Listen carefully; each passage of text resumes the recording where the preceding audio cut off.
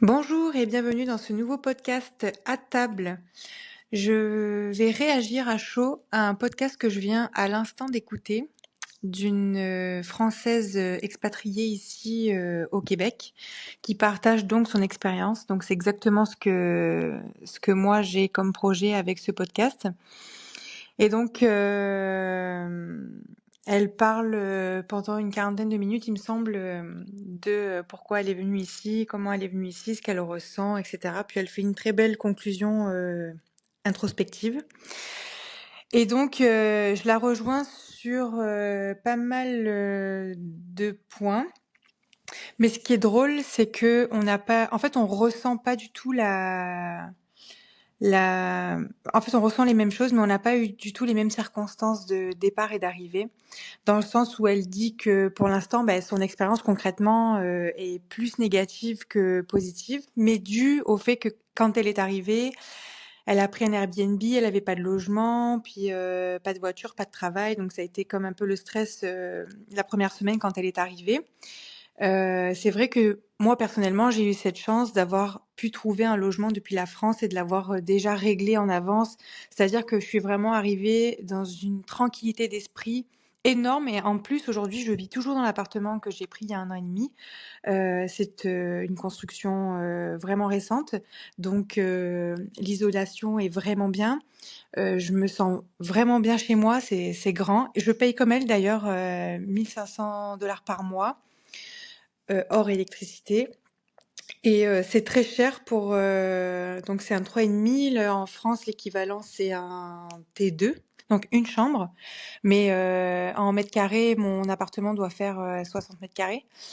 Donc il est grand et quand je suis chez moi, je me sens vraiment bien parce que depuis que je suis ici, j'ai vu des appartements chez des gens à Québec notamment et vraiment j'aurais été très malheureuse de tomber dans un logement où je m'y sens pas bien. En plus des ressentis que j'ai eus pendant plus d'1 an. Donc ça a joué pour elle. Puis elle parle aussi du travail. Donc elle n'évoque pas le milieu professionnel dans lequel elle travaille mais que pour l'instant, ça marche pas trop. Tandis que puis ah oui, et elle dit aussi que quand elle est partie de la France, elle dit vraiment que rien ne la retenait en France à part sa famille. Donc par rapport à ça, moi, pourquoi je suis autant dans une balance depuis le départ, c'est que moi, j'ai quitté une vie que j'aimais en fait en France et j'ai saisi l'opportunité parce que comme elle, j'ai été tirée au sort. Donc je me suis dit, le destin veut que j'aille là-bas, donc je vais voir ce qui s'y passe. Mais moi, faut savoir qu'en France, j'étais très bien. J'exerçais un métier pour lequel j'ai toujours vocation. Et d'ailleurs, d'être ici, je me rends compte que c'est vraiment une vocation. J'avais mes amis avec qui ça se passait très bien, que je voyais régulièrement. J'ai développé aussi des affinités au travail. Contrairement à elle, moi, j'ai pas du tout la tâche familiale. Donc ça, c'est quelque chose de... C'est pas quelque chose de positif, mais je veux dire, c'est quelque chose que je ne souffre pas en étant ici au Québec, le fait de pas voir ma famille, puisque c'est quelque chose que je suis habituée depuis des années.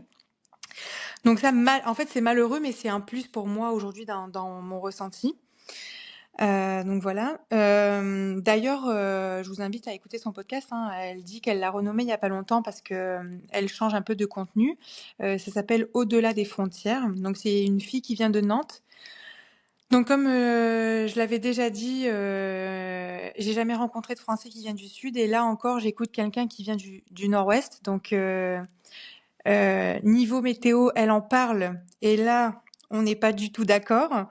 Elle dit qu'elle vit bien l'hiver, qu'elle a hâte d'être à l'hiver prochain et et elle veut pas qu'il s'arrête en fait. Donc là, on se rejoint pas du tout parce que moi, évidemment, moi, c'est la longévité de l'hiver qui me dérange. C'est pas tant le froid. Et elle a raison de dire que quand on est bien équipé, qu'on vit dans un appartement qui est bien isolé, on vit bien l'hiver. Si on fait des activités d'hiver, etc. Mais Heu, là, on est mi-mars, puis il y a eu des flocons de neige là cet après-midi. Donc j'aimerais en voir le bout et j'aimerais que d'ici 2 semaines, il y ait plus de neige en fait. En fait, j'aimerais qu'il y ait plus de neige depuis longtemps, mais dans la réalité de la vie, c'est qu'en avril, il faudrait qu'il neige plus parce que c'est là que je vais vraiment commencer à déprimer. Mais sinon, tout va bien. Puis, aussi, au niveau professionnel, pour ma part, pendant 1 an, j'ai cumulé des emplois de serveuse, mais je savais pertinemment que j'allais rebondir. Aujourd'hui, je travaille dans un travail qui me correspond, par rapport à mes on va dire, à mon orientation de professionnelle.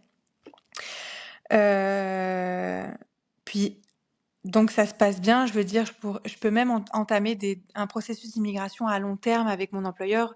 Je m'entends bien avec mes collègues de travail. Enfin, ça se passe très bien, mais en versus de ça, j'ai aussi une bonne affinité avec mes anciens collègues de travail avec qui j'ai toujours, des nouvelles, donc en fait, des 2 côtés, que ce soit la France ou ici, j'ai l'impression que je pourrais être bien, mais je me demande où est-ce que je serais le mieux? Parce que ici, il y a des avantages et des inconvénients, mais en France, il y a aussi des avantages et des inconvénients. Puis dernièrement, je me suis fait, comme une réflexion, de me dire que quand on quitte quelque chose de bien, comme quand moi j'ai quitté Nice, on a toujours tendance à idéaliser, ce qu'on a quitté, mais je me dis que si un jour je devais revenir dans ma vie d'avant, donc évidemment que ça sera plus ma vie d'avant parce que les choses auront changé, parce que je reviendrai des années plus tard, mais ça se pourrait que je retrouve pas exactement ce que j'ai vécu dans les mêmes circonstances, que je reprenne pas mon travail avec les mêmes collègues, que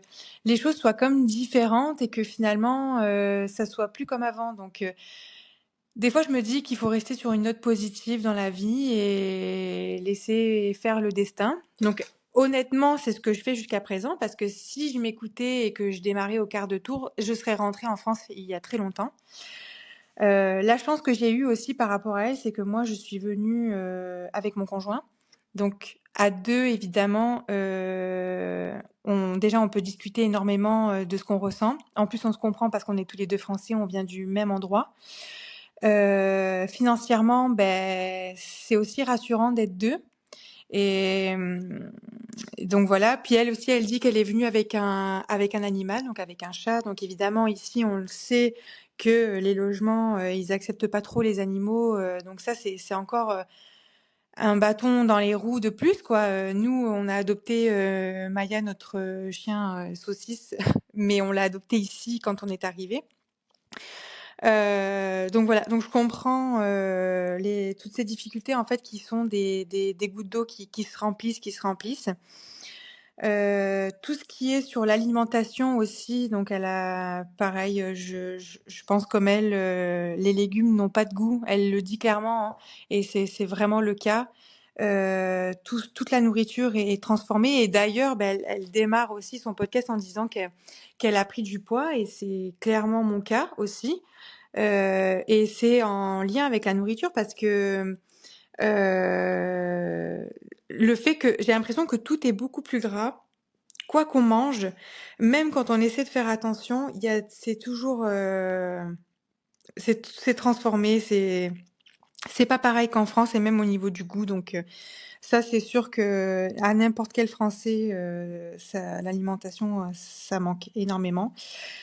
Après, au sujet de la mentalité, je pense qu'elle aurait alors je sais pas depuis combien de temps elle est là. Je crois pas qu'elle le mentionne, mais en fait, elle se lance sur le sujet de la mentalité, mais je pense qu'elle en dit pas assez, mais elle parle de l'apparence physique, ici, personne se juge sur les façons de s'habiller et cetera. Ça, pour moi, ça dépend de chacun. C'est sûr que si, tu habites Monaco, bon, là, c'est clair qu'il y a des clichés, des préjugés, mais Heu, peu importe, qui tu es ou où tu habites, dans le monde, je pense que chacun fait ce qu'il veut et qu'il y a pas trop de jugement. En tout cas, moi, ça, je l'ai jamais ressenti et le fait que ça soit un endroit, safe, ça fait vraiment partie des points positifs du Canada, mais en tout cas, je vais parler pour le Québec, dans le sens où, on on a on se retourne moins dans la rue quand on marche seul en tant que femme, le soir, par exemple. Bon, moi, je suis toujours parano, donc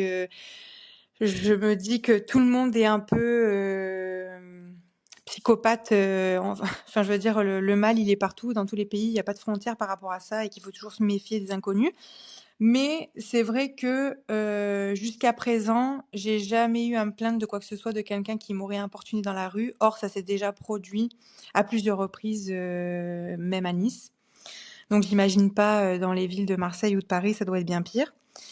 Donc voilà. Je trouvais ça super intéressant. J'espère qu'elle en fera d'autres et si elle en fait d'autres, j'aurai, des réactions comme aujourd'hui à vous partager, par rapport à ce qu'elle dit, ce que moi je ressens. Parce qu'en fait, c'est vrai que ça me donne des idées sur, comment aborder les sujets de tout ça avec vous, comment vous transmettre ce que je ressens, vraiment. Et aujourd'hui, la conclusion de ce podcast, c'est de dire qu'en fait, même quand on est bien, dans son logement, professionnellement, ici, j'ai rencontré beaucoup de gens, donc socialement, ça se passe très bien.